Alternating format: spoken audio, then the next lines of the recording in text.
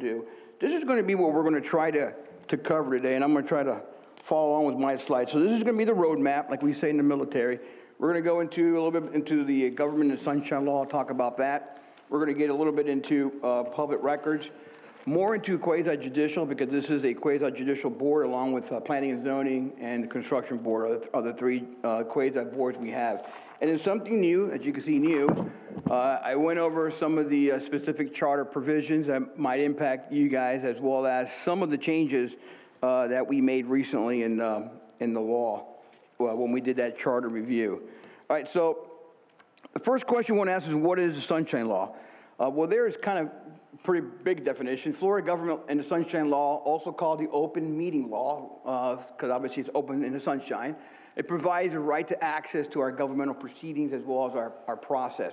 In there, it's actually found, both the public records and the Sunshine Law is actually found in our Florida Constitution. So I give reference to Article 1, Section 24B, Bravo. I'm going to read it, but in your packet, you'll find it in Exhibit 5.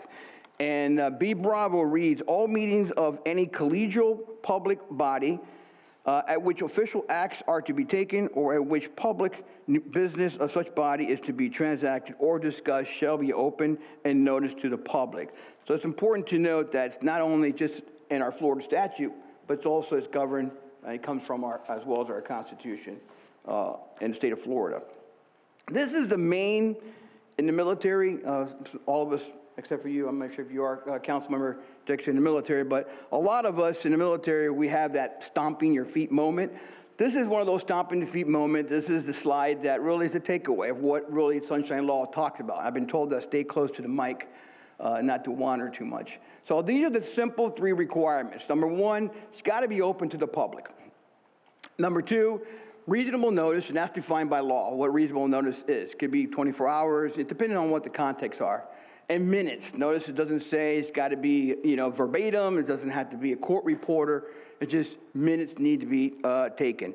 And as you remember, keep in mind our recent history with our three council members. I'll be dismissed if I don't mention that. If you remember the facts of that case as when it came out, you had the three individuals meeting in a room. They actually made an agenda. They discussed those matters on that agenda during that meeting. And they took action on something that could have come before the board. In that case, if you remember, it was getting rid of the mayor and getting rid of the charter officer. So those are issues that could have come before the board. So because it wasn't open to the public, if you recall, the doors were locked, and because of the fact that that specific agenda notice wasn't provided to anybody, I heard there was minutes taken, and I know they actually videotaped the actual incident, or like they say in the state attorney's office, they videotaped the crime.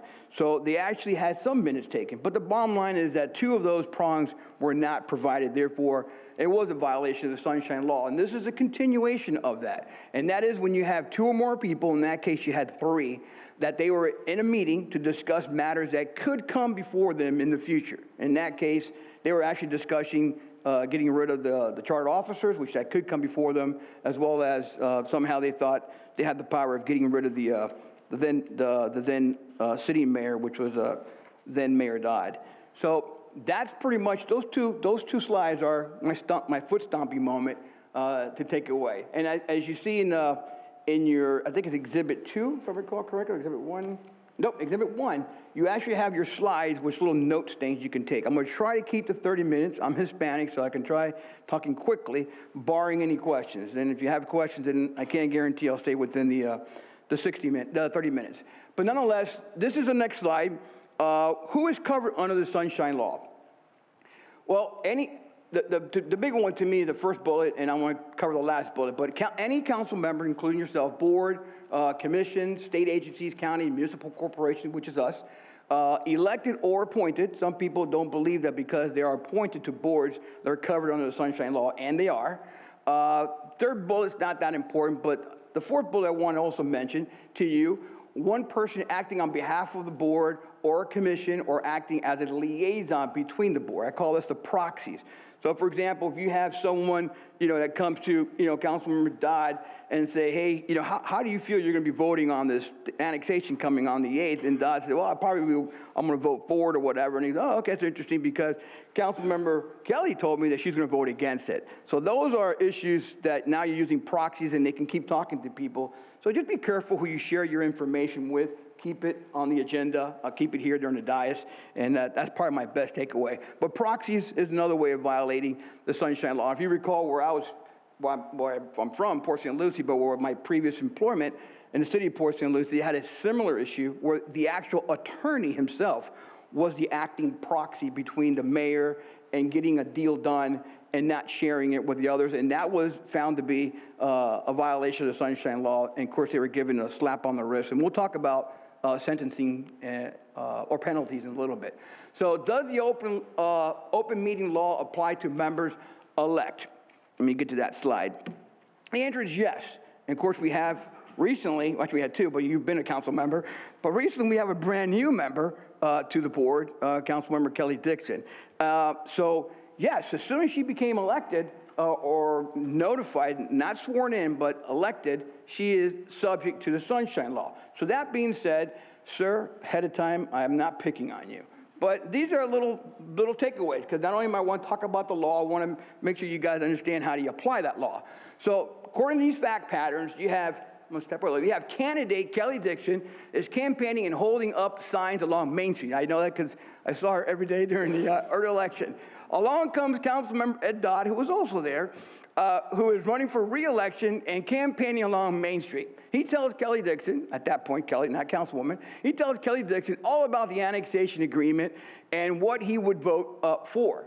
Now, that does not violate the Sunshine Law because, as I said, she's still not elected or even a council member. So that is not a violation of the Sunshine Law. Now look at the second scenario. Now you have council member-elect Kelly Dixon is waiting for the election results at Captain Herm's. Results come in and both Councilmember Dodd, Ed Dodd, and Kelly Dixon get the majority of the votes and are elected to office. After which, again, I'm not picking on you, sir. After which, Councilmember Dodd congratulates her and says, hey, first order of business is let's fire the city attorney. I wasn't going to pick on a city clerk, but I know she'll probably panic, so I said, let's fire the city attorney. Is that a violation? Of course, because now you got two members who were just elected, and that could come up in the future. So that technically would be a violation. I hope not, but that would probably be a violation of the Sunshine Law. All right. So now, can two members, and this is important too, because I've had some concerns actually from Councilmember Kelly Dixon came up to me about this exact slide. And I'm not sure what the Florida League of Cities is preaching or how they're talking about this. But the issue is, can you guys socialize? And I got the answer from Councilmember Dixon, and she said, no, we can't socialize. I was told by Florida League of Cities. You can socialize. The issue is that little underlying stuff I have there, the appearance of impropriety. There's absolutely nothing wrong with you guys attending events together. Matter of fact, you guys have attended many events together, and I've been a part of it, and there is no Sunshine Law violation. The issue is you got to be careful with if you guys start talking amongst yourself, and then someone sees that, and they say, look, they're talking about something that has to do with the city. Obviously not, I know that for a fact, but that's for that appearance of impropriety. So just be careful. It's not wrong. You guys can attend functions together. You guys can even attend your own parties if you want. So just be careful not discussing city business when you're doing those things. This is what the slide I was telling you about. I was going to get to you about, what are the violations. So I think I lost my track here. 1 second. Let me catch up. So this is the violation. So as you can see, there's unintentional violation, which is what happened in Port St. Lucie with the city attorney and then mayor. Pretty much they just got slapped in the wrist. They had to pay a fine. They were done. And then you had the knowing violations. And if you recall specifically, then Vice Mayor Malti got the initial one, an unintentional violation, because he actually agreed to testify against the others, got fined. And in the other two, who no one agreed to testify, they thought they did nothing wrong, they went forward and they were charged with the knowing violation. That's why ultimately the trial pursued, and they were both convicted of the second-degree misdemeanor and now they're still awaiting their time. So that's actually what you can get: removal of office, attorney fees, and court costs. And I know they have a substantial court costs and fees that are waiting for them. All right, let's switch over now to public records. This is going to be pretty quick. Once again, the important takeaway, again, see my Exhibit 5, you can find it there, is the Constitution. And there it talks about on 24A, Article 1, Section 24A. Again, the point I'm trying to make is both the Sunshine Law and the Public Records Law are actually founded in our Constitution. But that being said, I'm going to read it. Every person has the right to inspect or copy any public record made or received in connection with the official business of any public body, officer, or employees of the state, or persons acting on their behalf. So it is found in our Constitution, and I just want to start off public with that understanding. So the next thing we're going to talk about is, okay, well, what is public record? The Florida Supreme Court has determined that public records are all materials made or received by an agency in connection with their official business. And I got some more Q&As after this one. But made and received with their official business, which is used to perpetuate, communicate, or formalize knowledge. So the basic thing is any information or any public information that you receive or that you disseminate that has to do with your official business. And I want to read, which is in your packet right there, the actual section which defines it, because I was kind of shocked, and even the clerk was kind of shocked, was how broad this definition of public records is. But there it is. Public records includes all documents, papers, letters, maps, books, tapes, photographs, films, sound recording, data, processing software, or other materials regardless of the physical form, characteristics, or means of transmission, and this is the key, made or received pursuant to the law, or in this case our ordinance, or in connection with transaction of an official business by that agency. And that is it in a nutshell. All considered public records subject to inspections unless there's an exception. And sometimes we do have exceptions, like when we have these bids, there's certain exceptions. Certain individuals, police officers, certain records from police officers are exempt from the public records and from being disclosed as well. All right, so what about emails? And I have questions after this one. What about an email? An email sent to and from a work or home computer is a public record, again, if it is prepared or received in connection with that person's official city business, unless, again, there is an exception. Let me get back to here.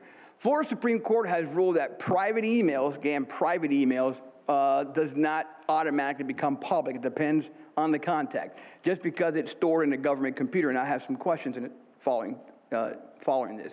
So again, to be considered public record, such email must meet that definition, which is what I told you here. Again, it's right there, prepared or received in connection with official business, unless there's an exception to that. That being said, as I promised, there'll be questions. So here it is, emails or text. So emails or text, email or text the military about Joe, me, Manny and I. I email and I text the military about my upcoming drill on my city laptop or even my city's cell phone.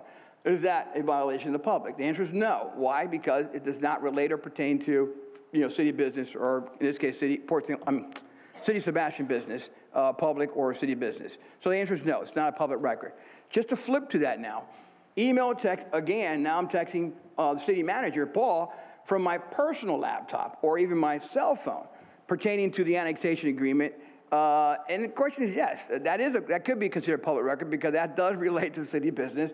So I just created in wherever I sent it from, if it's a private email, I just made that public information as well. So you got to be careful what you send as long as it's not prepared or received pertaining to public records. Again, that one.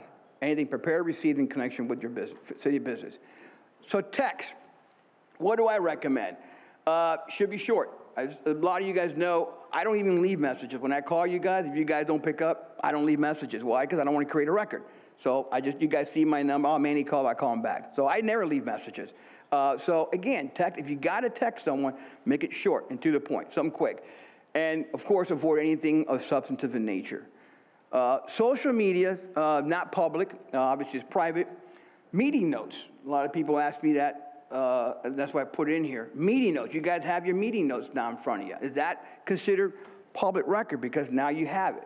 The answer is no, unless now Mayor Jones decides to say, hey, and share whatever he just wrote on his notes. Did I get this right? This is the notes that I took. Then technically he just created, because now he's sharing his personal notes with someone else. Now it is a public record. So as long as you guys keep those notes to yourself, any of your messages, what you do, it's between yourself. The other thing about cell phone and texting, this came up. I won't say what city this came up, but this actually came up where someone in the actual meeting was texting someone on the dais things to say, and that's the rumors, but that's what I heard. So the bottom line is, texting and cell phones really are not permitted. It shouldn't even be on the dais, because of if someone does see you texting someone, your phone might just become a public record. So just be very careful. Let me try to catch up.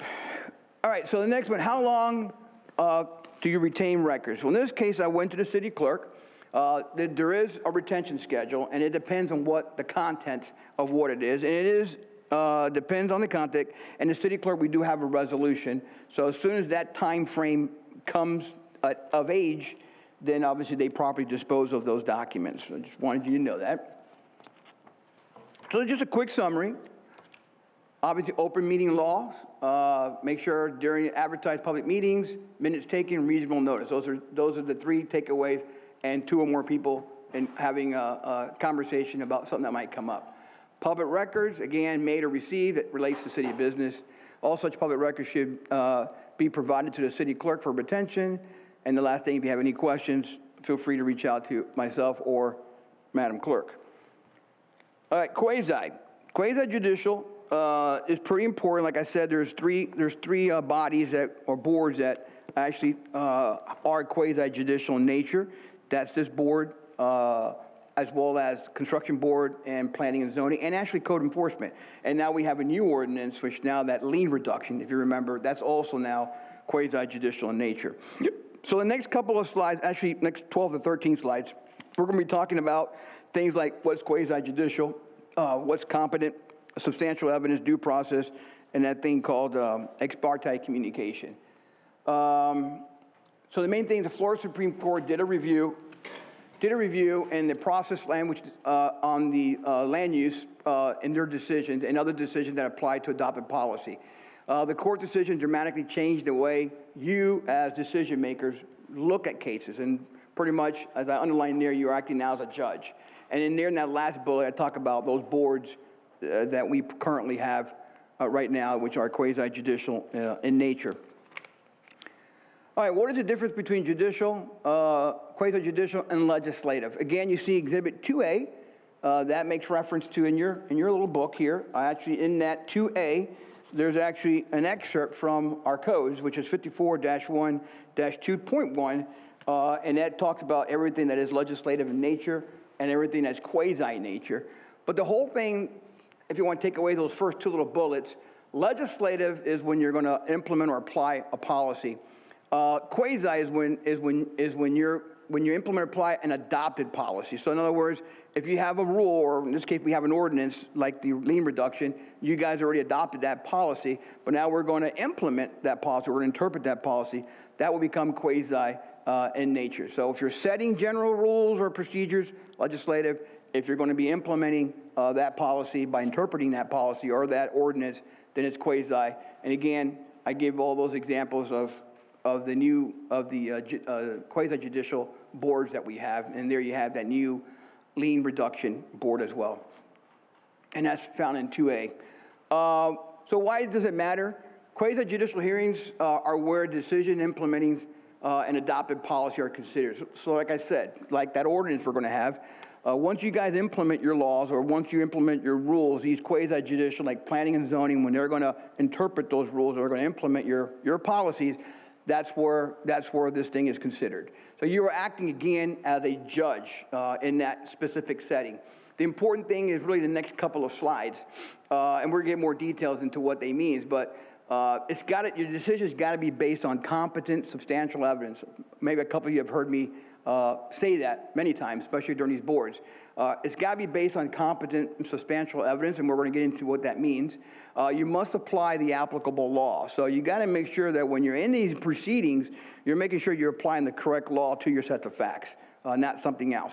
The other bullet there is due process. Due process is two things. For quasi, it's more, but the basic due process rights is you afford someone notice of the hearing and an opportunity to be heard. And we'll get into a little bit more details when it comes to quasi, some additional responsibilities and duties that you'll have, or that it goes along with it.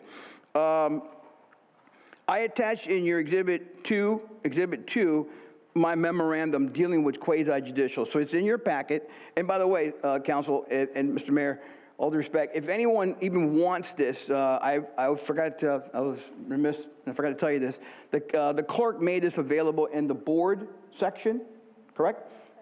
And the board website. So any board can actually download the slides and actually download all these, what you have in front of you. And anyone who wants a copy of it, the clerk has it so they can make a public record request if they want it as well. So all this is going to be available to the public. So in there I have Exhibit 2 in your packet, which is my city attorney memorandum. I kind of updated it based on my 2020, and I made some subtle changes. So one of the things that talk about there against Exhibit A, which is the difference between quasi and whatnot. So let me go on. So the important thing about those three elements is when you have a case that is appealed, and move on to the next one. When you have a case that's going to be appealed, a circuit court has to review what you decide in your quasi-judicial hearing. They decide based on those three elements. So when a 19th Circuit looks at a matter at a almost guaranteed first tier review, they make sure, okay, well, was their findings based on competent substantial evidence? Did they apply the applicable law? And did they afford due process to these people? As long as those three things are met, the 19th Circuit will more or less just guarantee, and we're going to get a little bit of detail later on, that we actually had 2 appeals, and we were able to meet that standard. And I mentioned ex parte communication. So moving on, this is pretty much, what does competent substantial evidence mean? Well, you see those 3 bullets in the bottom. That's going to be the takeaway. But the evidence that is sufficiently relevant, that's the italics version, and material that a reasonable person or reasonable mind would accept it as adequate support of that conclusion. So again, it's got to be relevant, it's got to be material, and it's got to be what a reasonable person will determine, yeah, well, yeah, that does make sense when you connect the dots. Again, that's just a reference there to where that's located in your packet, which is Exhibit 2. And it's actually on page 2 of 5. So these are some examples, and this is why sometimes I harp with planning and zoning. Hey, make sure you get in our report, our staff report, because planning and zoning staff are considered competent substantial evidence. They're professionals. They do this for a living, and that's given that kind of weight. So professional planning staffing, planning and zoning board, their opinion, that's also competent substantial evidence.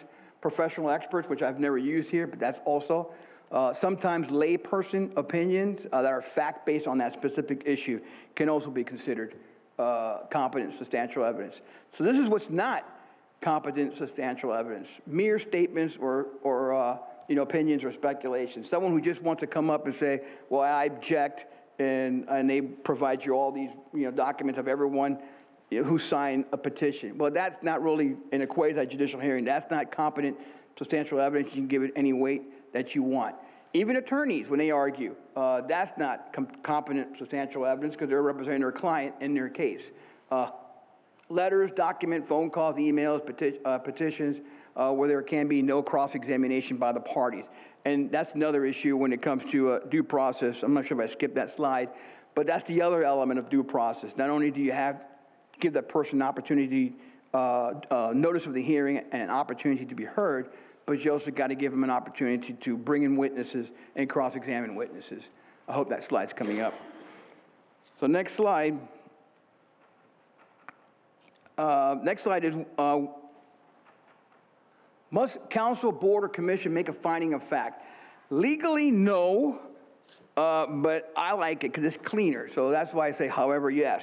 So legally, you're not required to, by law, to have a specific finding of facts based on the facts.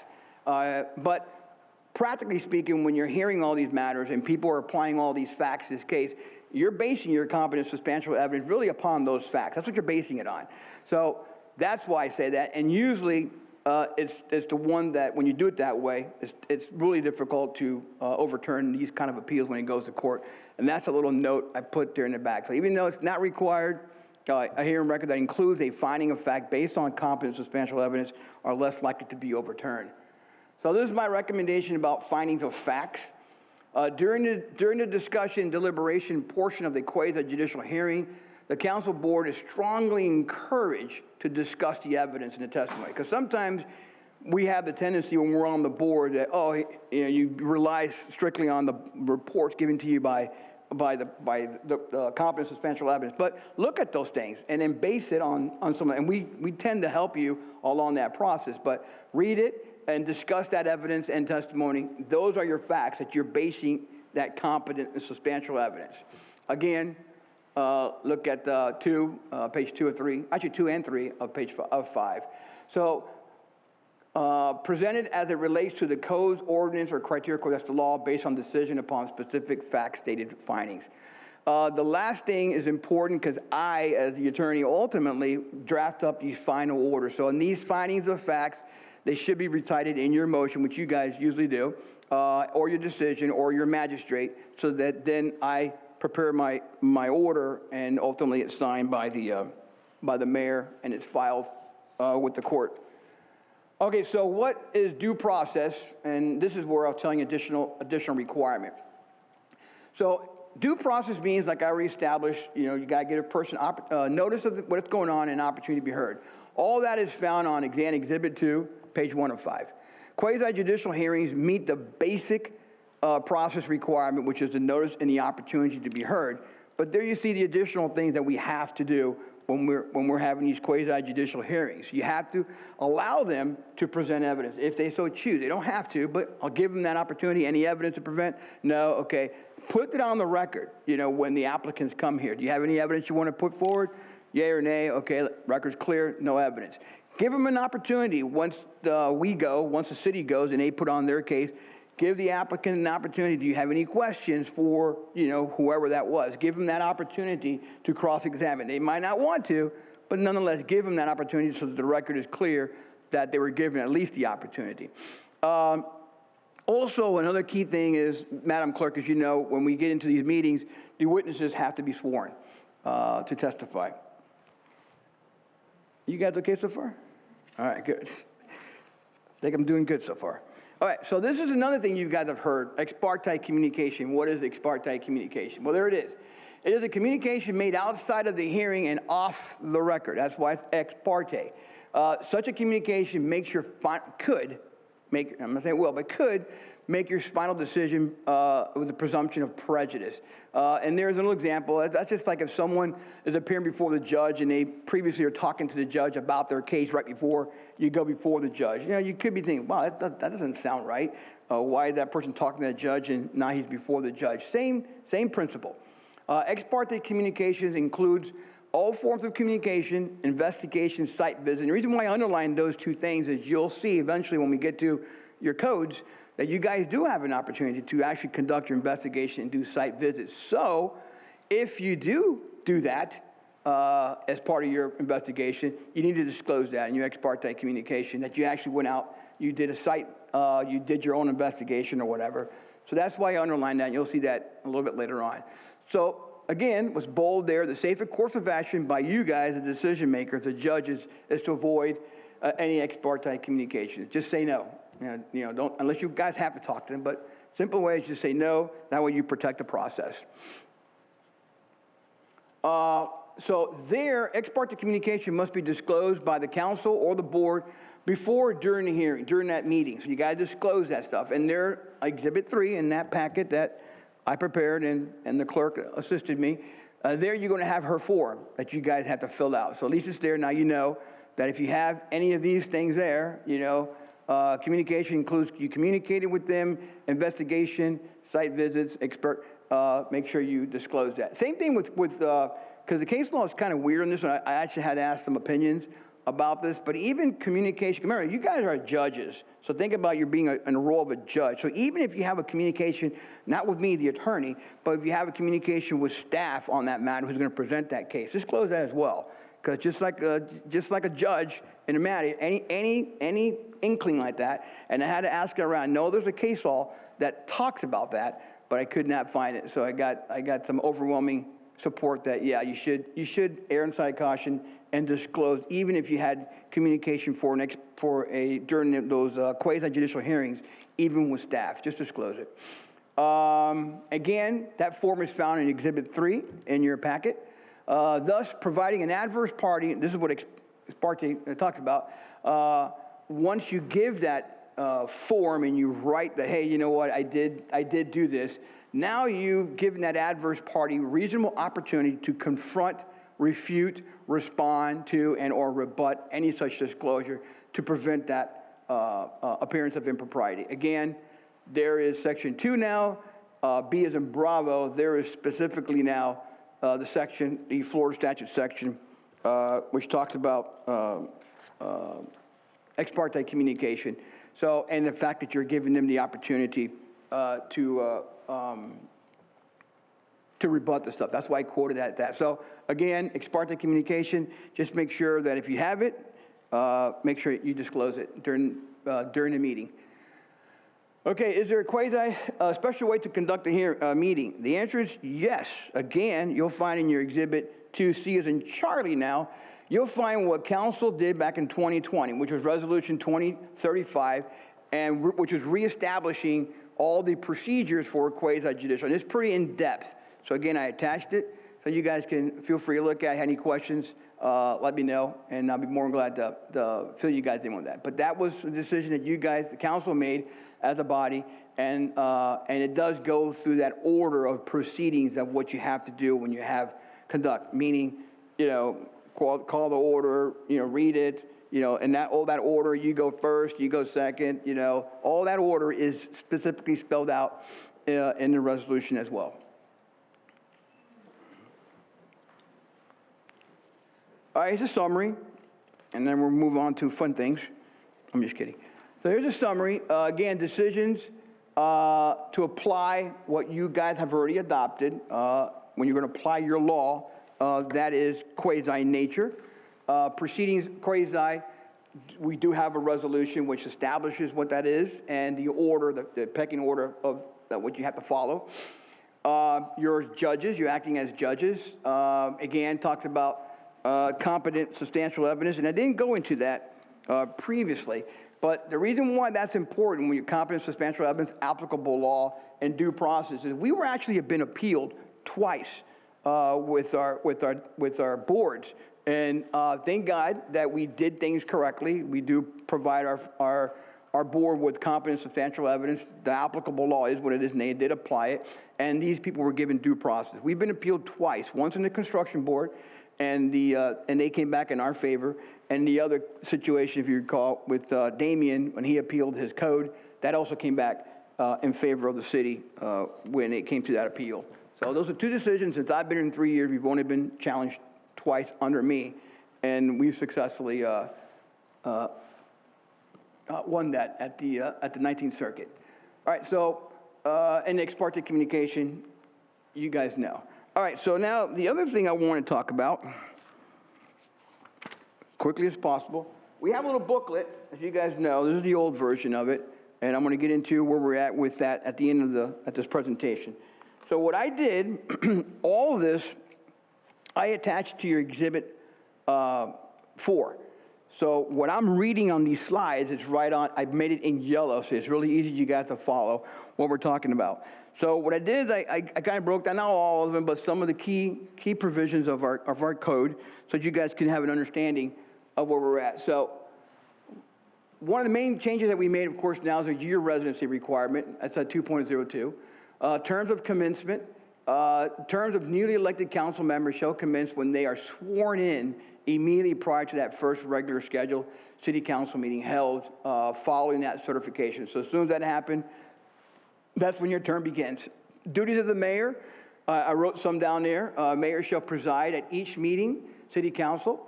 He has a vote but notice there in yellow, he doesn't possess a veto. He can overturn anything. Second bullet there, mayor shall have the power to declare a state of emergency. Now it's clear. That also made some changes to it. He does have that power to declare a state of emergency, preserve the peace, and be recognized as the head of the government. And finally, of course, he signs pretty much all ordinances and resolutions. So this should be quickly. Vice mayor, in the absence or in the disability of the mayor, of course, he steps in. That's pretty much self-explanatory. Vacancies. Make sure, because I think I don't want to miss anything important. Vacancies, in the event an office of the mayor shall become vacant, of course, then vice mayor fits in. If the vice mayor and the mayor, then of course you go next to the most senior person on the board. They get sworn in. Now, general powers. All powers of the city shall be vested city council. Of course, there's some exceptions, so we'll get into that in a second. But so pretty much all the power is vested in you. But read there, except as otherwise provided by law or in this charter. And there is some exceptions, which you'll get into when we get into the city manager's part. So yeah, all the powers invested in cities on you guys, except that was already given by charter to the city manager. 2.08 talks about vacancies in Exhibit 4. And let me really quick. That one is important because if you recall, that one there's some changes to it drastically. Let me look at really quick. So now we have in there a section that says if you're convicted, obviously crimes of moral interest, that's always been there. But when you see the bottom part when it talks about Section C in your packet, suspension from office. So now we included or for misdemeanors related to duties of the office, which that wasn't there previously. So now we have it. And in addition to that, now we have a process that's built in case that does happen, because before we didn't have any teeth in the charter, and now it's built in that there is a hearing now. And of course, City Council, with the advice of City Attorney, will hold a special hearing to consider the vote to remove or suspend a charter officer. I just want to bring that to your attention. Those are some changes as well. City Council relationship. Again, City Council nor any of its members shall dictate or appoint or remove any city employees except the charter officers. City Council nor any of its members shall give orders to any employee. I know that's been an issue sometimes. So an order to me is like you're directing staff to do something. Having a conversation with staff, talking to staff about something that's going on in the city or issues now, that's not directing staff to do something. So just make it clear. If you have a question, like some have come to me and we'll talk about if that's the issue. But just don't direct staff. And I'm going to give you an example where I was back in PSL. If you're driving down the street and you see like a down sign and the mayor calls and says, calls Public Works or calls Brian in this case, says, hey Brian, you need to go out there and pick up that sign like right now, because the sign out there, and order him to pick it up. That might be one of those crossing the sign. You might want to call city manager and say, hey, I just saw a sign, order him to do it. Is probably the clearest way to do it. All right, 211. 211 is the investigation. Remember, I was just telling you guys that you guys have some authorities, and there it is. You do have a right investigation. City Council may make investigation into the affairs of the city and the conduct of the city departments, office, or agencies, and for the purpose, they may actually subpoena, which was kind of interesting reading that. You can actually subpoena witnesses, administer oaths, take testimony, and require the production of evidence. So that's pretty strong. Let you guys know you guys have that authority vested in our charter, which is our law. 212 talks about topics. This is also one of the changes that we had, specifically dealing with special meetings. The biggest takeaway is that, yeah, you can still do it. Anyone can have a special meeting, but now we're limited to that one topic. And of course, everything else still applies. Voting may be by voice, except for obviously appropriations and ordinance and things like that, of which affirmative votes of 3 or more will be required. Alrighty, emergency ordinance. This is this the one I have? Yeah. So emergency ordinance. This is not to be confused, and also I have it in your exhibit behind Exhibit 2 Bravo, behind that, the section dealing with the public records, Sunshine Law, behind that you'll see Florida Statute 252.38, which is a different section of the law. But understand that you guys there is a right for public ordinances for public emergencies affecting life, health, property, or the public peace. If you're going to have one of those ordinances, it's going to require an affirmative vote of at least 4, so supermajority vote, to get those ordinances passed. And there, the reason why I mentioned that other section is because there it says it shall automatically stand repealed on the 91st day. And you're going to say, well, hold on, we just had something that was, you can't go more than 42 days. Well, that's the other section which I added to the Exhibit 2B, which is 252.38. 38, and that's talking about when you have this emergency ordinance like what we had recently with the hurricane. There we have to do it every 7 days, and every 7 days you gotta again re-up it, and the maximum you're allowed to do is up to 42 days. And we haven't gone beyond that, but I think we have Paul and I have a resolution. City manager and I had a resolution that even if you get beyond the 42 days, I think we could still hang our hats on the actual declared emergency by the governor. So it shouldn't be a problem to continue with the emergency. Appoint or removal of charters. I won't even discuss that one. No, I'm only kidding. You guys have a right to remove us for cause without cause. And when you look at the section 3.024, it details exactly what you can do. The bottom line is, if you're going to get rid of us without cause, it's not a problem. You say, for whatever reason, 3 of you say, you know what, Manny, you're done, I appreciate your service, thank you very much for everything you've done, but we're going to go somewhere else. And then you're going to let me go, but without cause. And of course, there's going to be some money involved, and then we go on our way. I think it's X amount of money by statute anyways, and we go away. But you also have an opportunity if it's with cause. And with cause, it's like a hearing. You're going to have to give the person, meet with them, give them the charges, give them an opportunity to prepare, an opportunity to have a hearing, and then goes before you. And that's in the charter in 3.03 or let me see, 03. There you go. 3.03 talks about that. All right. So the next one are your 3 chartered officer. The city manager is too long, so I'll go into that one. City clerk is simple. What she does and what I do is simple there as well. City attorney shall serve as chief legal advisor to the city council and departments, office, agencies, shall represent the city in all legal proceedings, and shall perform the duties prescribed by the charter and ordinance. The reason why I highlighted the other stuff is that you guys understand is that you do have the authority for those special occasions like we've done in the past, is to hire additional counsel to assist us in those specialized matters. Back to the city manager, it's just too long for me to write. I just prefer to read it. But you'll see it right there in your Exhibit 4 on page 10 of 18. You'll see all the authorities given to the manager. Remember, everything is invested in you guys unless it's what's otherwise given by the charter. So first one, city manager shall be the chief administrative officer of the city. We all know that. B talks about he shall appoint, suspend, demote, and dismiss city employees. That's why you guys can't do that, only us. He has the authority to do that. City manager shall direct and supervise the administration of all departments, except my office. He cannot direct me, and he cannot direct the office of the city clerk. He shall attend, obviously, council meeting, which he does. City manager shall obviously faithfully execute all the laws, all the ordinance. That's also in D as in Delta. We know he has the authority to do the budget. F talks about designating someone qualified city employee to exercise the powers to perform the duties of city manager during any temporary absence or disability. And I thought it was pretty interesting, the very next sentence. I didn't know that was there. But actually, city council has the power to revoke such designation at any time and appoint someone they believe is eligible, but it can't be one of you guys. And the very last thing there talks about, what the manager, as far as signing contract. Of course, we all bring everything to you guys, and he ultimately signs all those issues. And I think that is it. I am hoping pretty close to 30 minutes.